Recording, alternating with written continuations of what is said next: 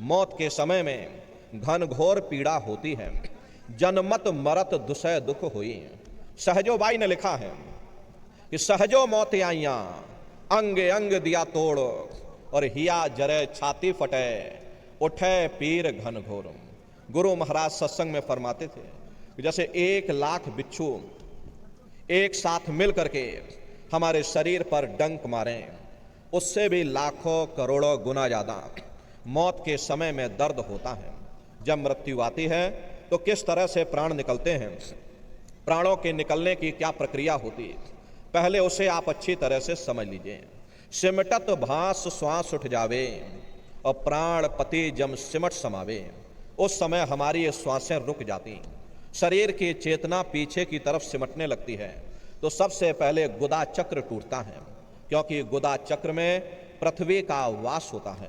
गुदा चक्र टूट करके ऊपर इंद्रिय चक्र में समा जाता, इंद्रिय चक्र में जल का वास होता, यानी जल ने पृथ्वी को घोल दिया।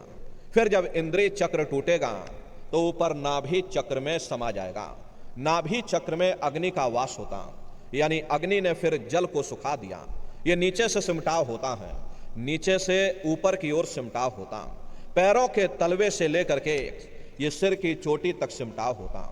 फिर जब ये नाभि चक्र टूटेगा तो ये हृदय चक्र में समा जाएगा, हृदय चक्र में वायु का वास होता, यानी वायु ने अग्नि को अपने में समाहित कर लिया, और इस तरह से वायु आकाश में उड़ गई। ये आंखों की पुतलियां ऊपर खुली रह जाती, ऊपर घूम जाती हैं, और मुंह खुला का खुला रह जाता।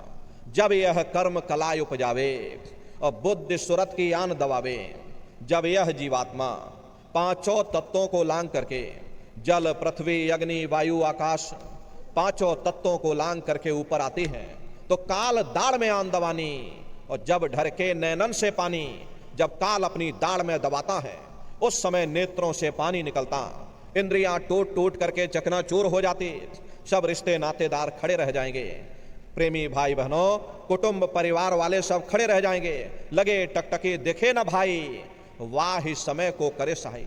उस समय जीव टकटकी लगाकर देखता है कि कोई मेरी मदद कर दे, कोई मेरी सहायता कर दे, अरे कोई मुझे बचा ले। लेकिन प्रेमी भाई बहनों, नात रिश्ते नातेदार कुटुंब परिवार वाले सब देखते रह जाते, लेकिन कोई बचा नहीं पाता। यमदूत आते हैं, प्राणों की डोरी को तोड़ देते हैं, और जीवात्मा को खींच करके इस शरीर से बाहर कर दिया जाता। और जैसे ही जीवात्मा शरीर से अलग हुई, ये शरीर हमारा मिट्टी हो जाता। फिर इस मिट्टी को ले जा करके शमशान भूमि पर जला करके राख कर देते।